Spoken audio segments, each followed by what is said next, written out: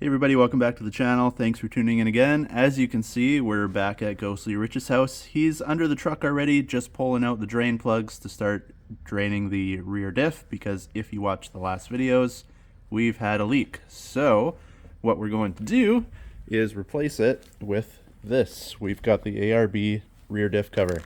So it comes in red or black. I chose red. Not sure exactly if I'll like it, but I figured worst case, it's easier to paint red to black than black to red. So I went with the red. Comes with a little bracket and some more bolts to bolt it in. We'll show you that when we get to there. And then I also picked up this from Lube Locker. Now this is the part number right here if you're looking for it for your own truck. And basically what it is this is a seal, or a gasket, sorry, to replace the sealant. You can see, comes with a little silicone all the way around. You got holes pre-drilled or pre-made for all the bolts. Then if you look closely on the picture here with the part number, you can see there's numbers all the way around, and that is the way you torque these down. It's the same as a wheel, so they've numbered it for you, so when you're cinching it down, you do it in the right order. This thing will seal up fine.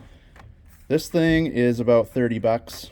It's a little bit easier, especially if you're new to sealant and stuff. You don't have to worry about making a big mess because this is dry. It goes on dry. When it's tightened down, it's ready to go right away with your new gear oil.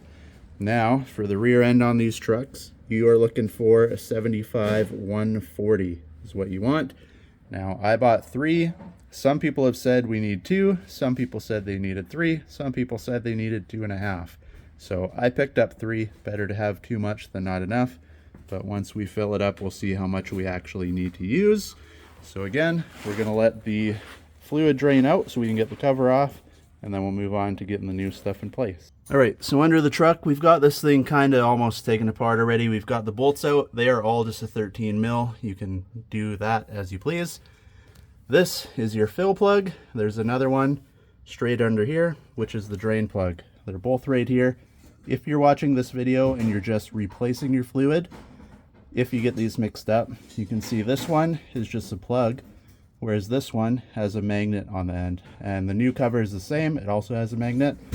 The one with the magnet goes on the bottom. That's for if you were to get some metal shavings or something happens in here, it'll pull all the metal to the bottom and stick to that magnet instead of getting in your gears and grinding and destroying everything. So if you're watching this and you get those mixed up, that's what you can do. Now, the only problem we're having is, of course, the one bolt right here. Sway bar's in the way to get it out. Can't get the wrench or anything in there properly. And weird enough, that kind of looks like where it is leaking from if you look at the mess here.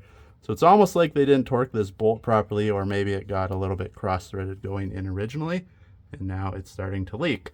Okay, from there, you can grab this edge and pull. I'm going to try and do it again with my good hand. I'm sorry if this makes anyone sick from it shaking. There. That is now free. We can move that cover out of the way, and then we're going to clean up all the sealant, actually the lack thereof. I'm actually kind of surprised. Wait till I get this out, then I'm going to get a camera in here and I want to show you. Like, see how there's that light gray? I would expect a lot more sealant in here, considering it's factory sealed. No one's taken this off, but that's, you can see right here where it was leaking from. Look at the lack thereof of sealant. All right, so now that we got this thing out from underneath the truck, you can see a little better. There's one more bolt just on the top here. This bracket's actually welded onto the plate. It's a 12 mil. It just holds one of your brake lines up top, stops it from dangling around. And then, like Richard was talking about under there, if you look right here, this is where the leak was, these 3 holes, or these 3 bolt holes. And right up close here, you can see, compared to everywhere else, which is also kind of lacking, but that almost has nothing right here. If you run your finger over it, there's a little hump, but definitely could see some fluid coming out of there, which is most likely what caused our leak. All right, so before we get this on the truck, we'll take a little closer look out here in the light. So what you get in the package is your ARB diff cover. You can see just how thick this is compared to the stock one. That's what you're looking at thickness wise for the new cover.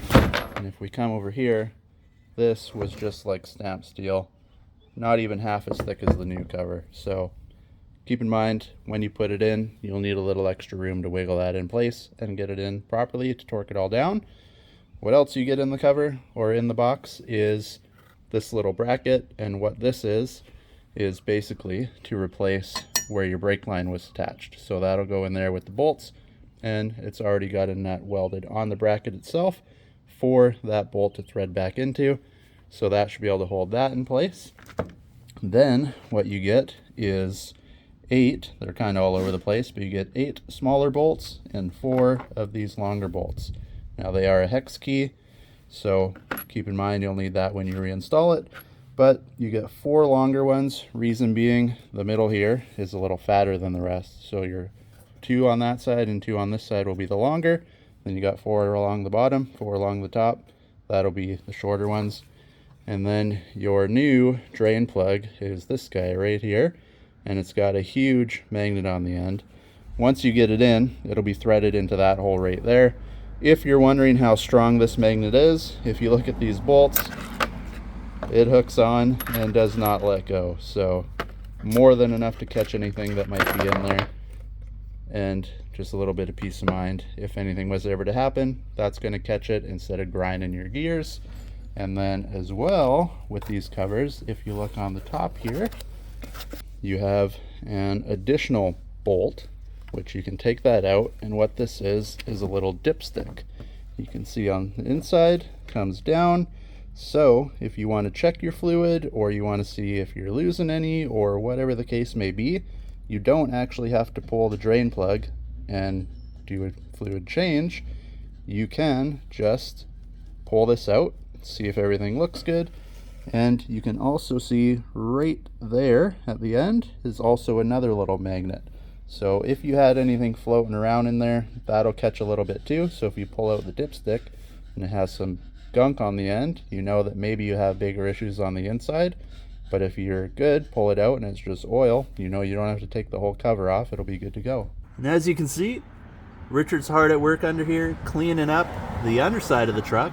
What you want to do, the face where everything is going to bolt back together, make sure to scrape it down, get whatever you need, a razor blade, a screwdriver. Try not to score the thing up too much, but you definitely want to get all the old sealant off, clean it up, get any gunk and grime off there before you end up putting anything new back on, because you're fixing this because of a leak. You don't want to start another leak after the fact. Quick thing too,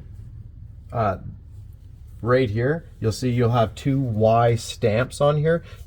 That's on everyone's. Don't think that you messed something up. Don't think, oh my gosh, I have a massive leak because of these Y stamps. That is not the case. These are just factory stamped like that for orientation for the pumpkin and for their own things. All right, so one little thing you have to do with this cover before you put it on is, now you can see the fill hole for this one is up here on the factory one, whereas like I showed you, the new one is down here. It's more of a drain. The fill is actually up here with a dipstick. So what they want you to do is take this dipstick. Now I'm leaving mine in. We're just going to kind of take some measurements, eyeball it a bit. But what you want to do is give this a little bit of a scrape, clean it off, get a grinder or a file, and just give it a scrape enough to clear the black paint off at the level the oil needs to be. So if you look at this one, you can see the line here. It's clearly in sight. Top is dirty, bottom is clean. That's where your oil sat. Of course, it's right under the fill tube there, or the fill hole. So when you fill this up, if you look at it like this, you want your scrape on that dipstick to be right where that line is. So then you don't want to overfill this thing and you don't want to underfill it. So by putting a little scrape there, when you pull the dipstick out, we'll start with 2, we'll fill it up, put the dipstick in. If the line is down here, you know you need a little bit more, but of course you have the little scrape there when you pull it out. Same as pulling the dipstick out of your car. As long as the oil is at that scratch mark that we make, it's filled into the right amount of fluid and you're good to go. All right, so here is the dipstick, and you can see, make a good mark. You want to be able to see it. You don't want to be fighting yourself under the truck trying to find this mark. But again, make it all the way around so you don't have to look and try to find things in the dark. And now what we've done is if you put this in, and again, this is also a magnet, you can see, strong enough to pick up the bolt. But when you put this back in the hole, what we did, because when you're filling this up, if you twist this down, now I can't see because it's upside down, but twist it till it's finger tight, because when you're checking the oil, you're not going to be tightening this all the way down, taking it back out, all the way down, taking it back out. So you'll put it finger tight all the way until it hits the little rubber washer there on the top, and that's where you want to make your mark. And nice thing with this that we found out is where your oil line is actually lines up exactly with the top of the hump on the bottom side here. So put your dipstick in, the top of the hump is where you want to make your mark. Make sure you clean up all the way around, get the oils and stuff off this thing. Don't use brake cleaner on this part because it will take the paint off with it. But get something, clean it up nice, get all any gunk and dirt and dust that might be on here. And then as for the bolts, the smaller size, the long and the mini bolts that actually bolt the cover on are a 6mm Allen bit. You can see it right there. And the dipstick plus the drain tube on the bottom here with the other magnet are an 8mm. So you'll need a 6 and an 8mm. Just a quick look at the Lube Locker gasket before it goes on the truck. Everything does fit. The holes all line up. If you want to know, the little Lube Locker logo goes to the outside or away from your dipstick. So that's the way you want to line it up. It won't fit any other way. The holes are all where they're supposed to be. But that gives you a little look before we get it on under the truck. Now before we get the cover back on, if you want to know what the inside of your rear differential looks like, this is what she looks like. Make sure you don't get any dirt and grime and rocks or anything in there, otherwise you're going to have a lot more problems than just a leaky rear diff. All right, so we got Richard under the truck. He is hard at work putting the bolts in place.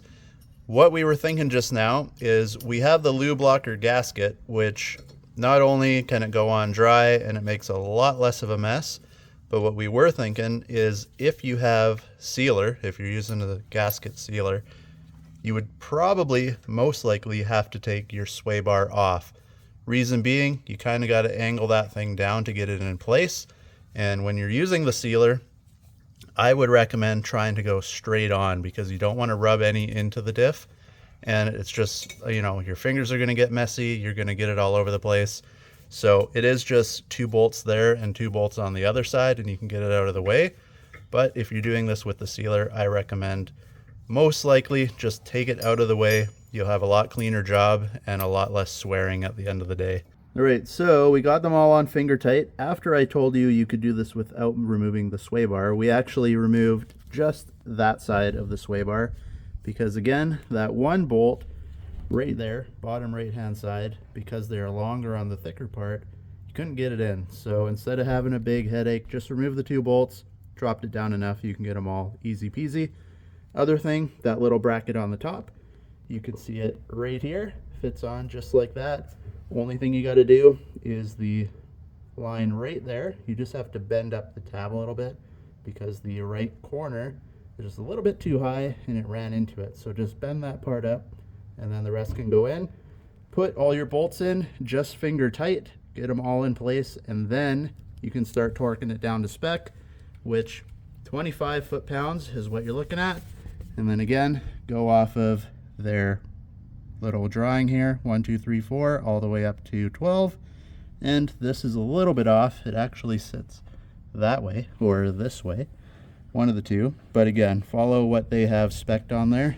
25 foot-pounds, go around, get them all tight, then you can start filling it up. All right, so now we're getting down to torquing these to spec, 25 foot-pounds like we said. As you can see, we just removed the sway bar. We're learning as we go here, but it's just easier, especially when you're trying to torque these down. You don't want anything twisting and binding. So it is just the 4 bolts on each side. It'll swing out of the way like you see here. But what we did realize is I mentioned it was a 6mm at the beginning of the video.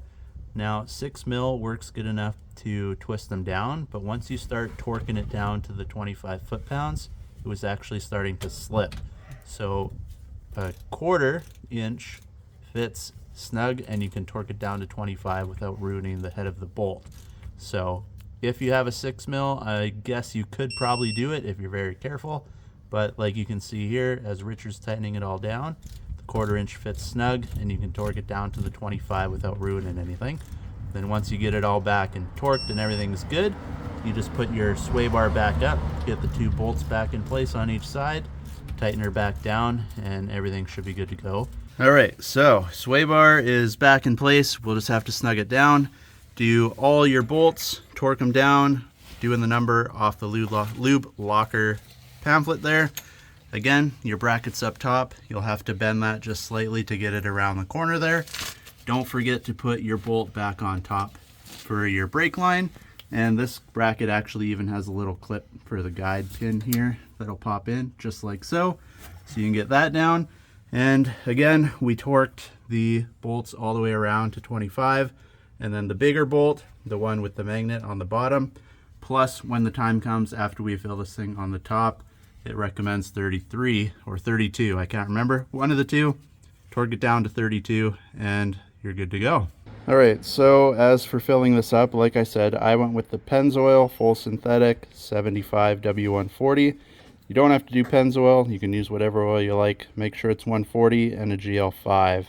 Also, not so much underneath the truck. Make sure that everything is dry, because this is a good example of what happens. We got a little bit of rain starting here.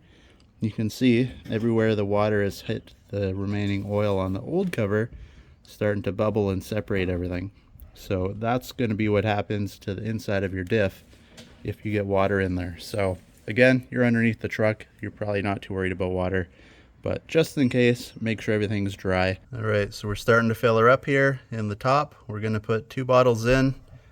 I believe it's 2.5 is what I read, and each of these bottles is 1 quart, so we may need some of the third one.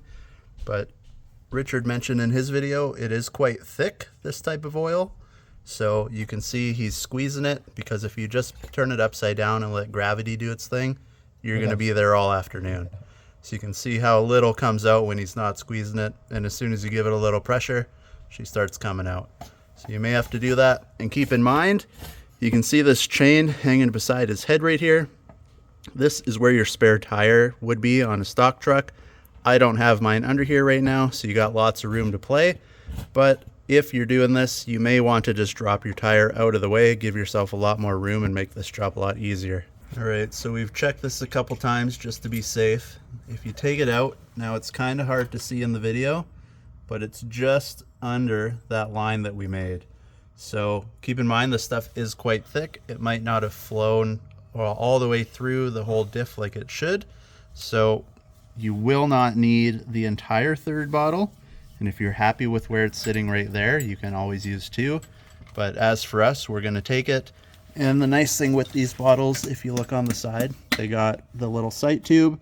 So we're going to put just a smidge more in, get it up to the line where we're happy with it. All right, so refilled, checked a couple more times. And again, it's hard to see on film with the nice, fresh, clear liquid, but it is right up to that silver scratch that we put in the dipstick right there. And if you're wondering, you look on the sight tube here on the third bottle. Again, we used not quite 2.5, well, 2.5, because it's usually filled a little bit above the top line here as well. Once you get these bottles, it shows full here, but it was actually up to the top there. So I'd say you need about 2.5, maybe a little less.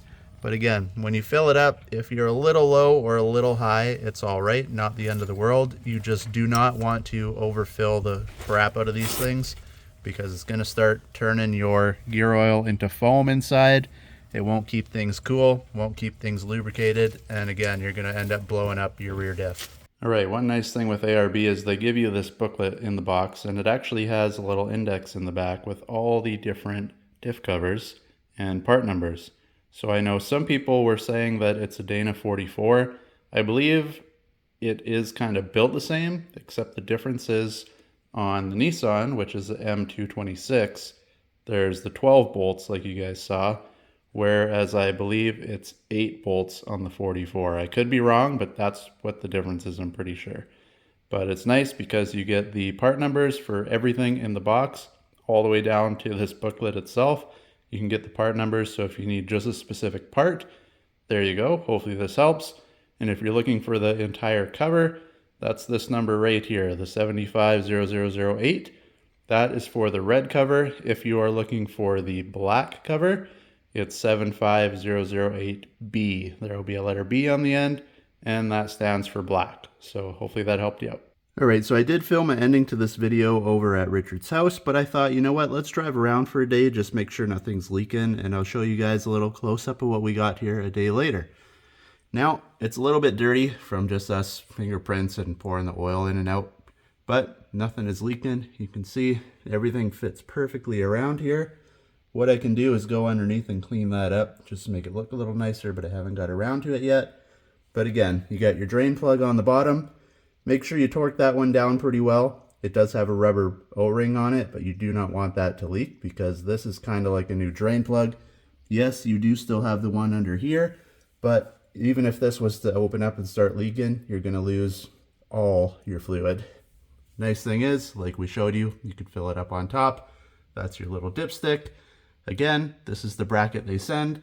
You got the 12mm bolt up top just to hold your brake line there. And you do have to kink up this little fitting right here where the harness is. Just bend it up so it's out of the way. You don't need much. This thing was already sitting on a little bit of an angle, but you do have to torque it up just a bit to get it out of the way. So again, this is what you're looking at underneath. Fits good, it looks awesome. And just to keep in mind, like I showed you guys in the video, this is the gasket and they have their torque set specs on here. This, when you're looking at it, is going to sit that way. I know in the video I showed you the Lube Locker logo on this side because they do actually show it even on the picture, but this thing was upside down. So you think when we put it on here and flip it back over, it's actually sitting this way. So when you torque down your bolts, as you see here, sitting that way, and then just go off the numbers 1 up to 12 and you should be good to go. And then again, we did end up taking the whole sway bar off. Reason being is because the 4 fatter points here have longer bolts. Of course, if you look like this, it's just in the right spot where you can't get on there and torque it down properly. So I did mention maybe you don't have to take it off, but yes, you do. Just 2 bolts there, 2 bolts here, and it'll swing down out of your way. You might have a little bit of a hard time getting it back on. Worst case, put a jack and just kind of jack it up and down, but they do go back on. Don't over strip them or over tighten it or anything like that. You could strip them, but it's not the end of the world. And again, we use the Lube Locker gasket. If you're using sealant, I recommend moving that thing out of the way because when you put this on, you want to go straight on as best as you can, because if you're having to slide it up and down, not only is your sealant going everywhere, but you run the chance of actually getting some inside the diff, and you don't want that sealant to be grinding through all the gears and stuff in there because you're going to wreck something. So put it around just kind of in line, maybe just under the bolts. You don't want to go too far in, and again, you don't want to put as much or too much on. So as I mentioned, me myself, I don't do these a lot. So for myself, especially if they make something like this that will seal it and works well, has good reviews, then you don't have to worry about the sealant. It's all pre-made and it works. And you know what? If you wiggle this around, maybe you even drop it, who knows? You don't have to worry about getting gunk everywhere and ruining more stuff than you're trying to. So hopefully this video helped you out. Like and subscribe. Go back and check out Ghostly Rich's video. He's got a little more close-up details on his video under here than I did. So if you want to see what the oil and stuff look like coming out of here, go check out his video. I forgot to film it, but he definitely has it on his. So hopefully you guys enjoyed this video. Hopefully it helped you out. Like and subscribe. Let me know what you think of the cover, and hopefully we'll catch you guys in the next video. Thanks for watching, everybody.